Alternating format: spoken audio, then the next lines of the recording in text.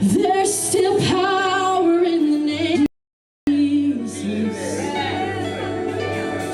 There's still power in the name of Jesus. There's still power in the name, the precious name. Thank you, Lord. Hallelujah. Oh, Jesus, and oh, the blood of Jesus. Come on, sing. And oh, the blood of Jesus, it washes white as snow. Come on, I know you sing it. Sing it out. And oh, the blood of Jesus. And oh, the blood of Jesus. Come on, sing. Oh, the blood of Jesus. It washes white as snow. What a powerful name it is. What a powerful name it is. The name of Jesus Christ.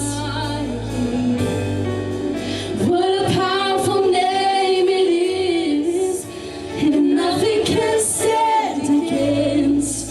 What a powerful name it is. The name of Jesus. Come on and just give him praise right there.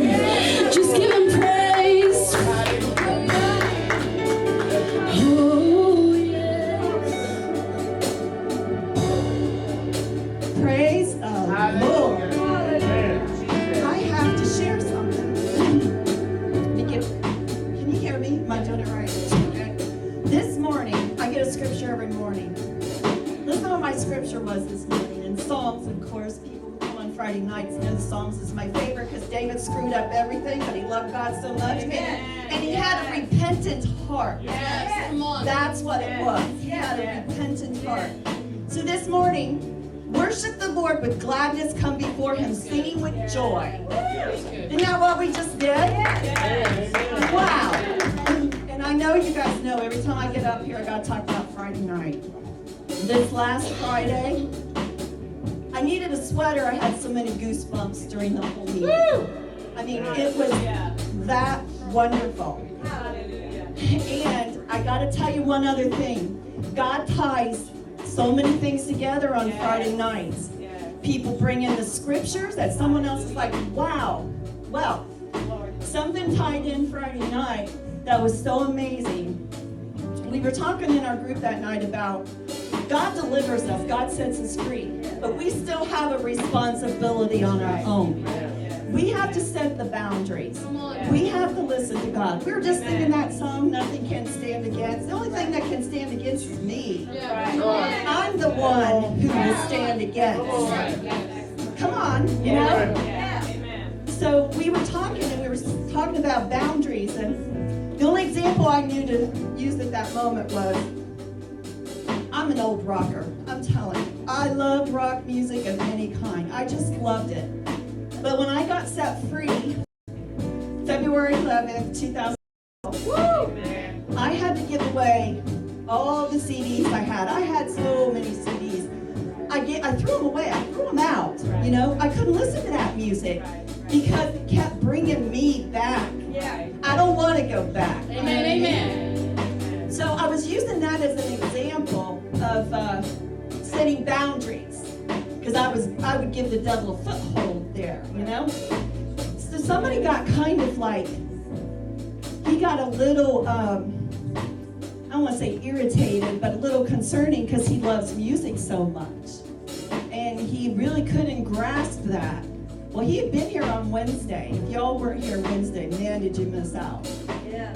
But Keith told us who the devil started out to be. Right. He started out to be the praise and worship leader of heaven. Right.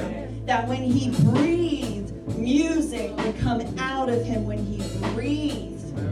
He's still doing that today, only he's worked it. That's right. He's turned it, praise and worship, into a lie. So when you listen to that kind of music, you're still praise and worshiping. You're just praise and worshiping the wrong person. You feel me? You know what I'm saying here? So I got goosebumps again. I can't. So when you come in here on Sunday morning and you hear the praise and worship that God stepped forth here, He created Brooke to lead praise and worship. You know, when she breathes, music comes out of her lungs, and that leads us before the throne in praise and worship. And how can you not feel good when you're praising the Lord? You know, how can you not? So I'm all excited about this morning. And then hearing and then seeing that scripture, but just bouncing that off. If that kid hadn't been here Wednesday night and heard what Keith said, and then it all got tied in on Friday, not planned, you know? And there were so many moments. Oh, he has a month and a half clean and sober. We have another girl there who has 8.5 months clean. She started coming to our meetings and she had, a couple weeks or whatever, and we watched her grow in the Lord. And she shared on Friday night, God has provided her a safe place to live now. He gave her a job. He gave her dignity. He gave her the salvation and deliverance of Jesus. You know? So when Joel tells us that God will restore what the locust stole, He restores it. You have your boundaries and your responsibilities, but God is there the whole time. So we are the only ones who can stand against Him. Right? All right. Stephanie's going to come up and lead us into it.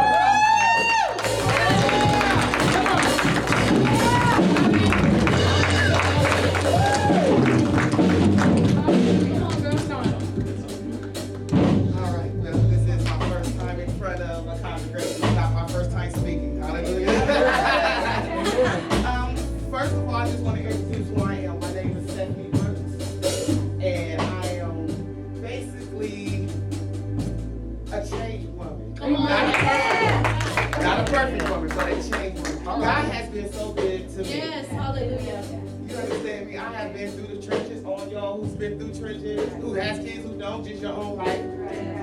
Hello. Amen. I just want people to understand that it took for God to let me know that I had to capture my thoughts. All right. Come on. I had to capture thoughts. So when I caught a thought of something that the devil was trying to tell me who I'm not, Come on I now. only hold it. And I hit it with the word of God. That I'm a child of God. Yes. And I confess that out loud. Come on. Confession is a great weapon. Yes. When you Come are on. depressed, even if you don't feel like it.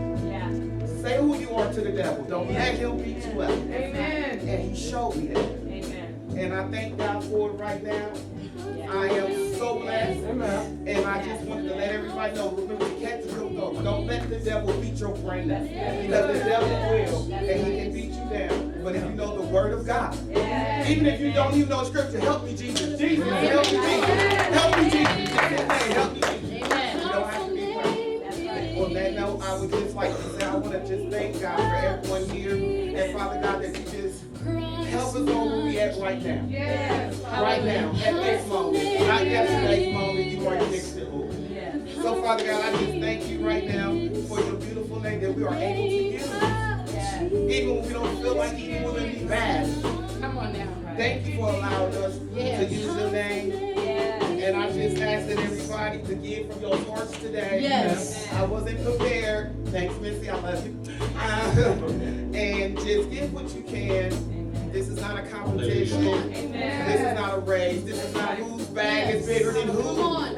So give what's from your heart. Yes. And God will multiply it. Yes, He knows where you at. Yes, And amen. that's all I would like to say. And I thank God for being here. And I thank God for all the beautiful people I have came in contact with here. God bless everybody. Come on, let's show we love you this morning. It takes boldness, amen. It takes boldness to come out here and do what she did.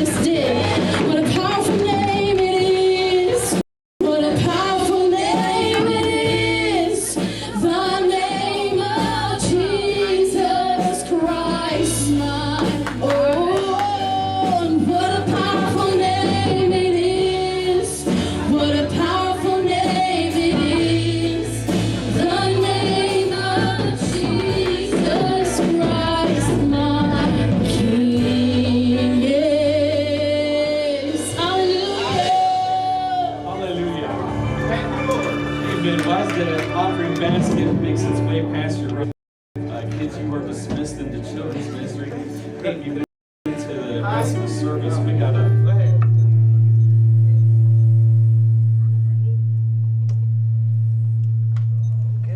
There we go. Can you hear me? There we go.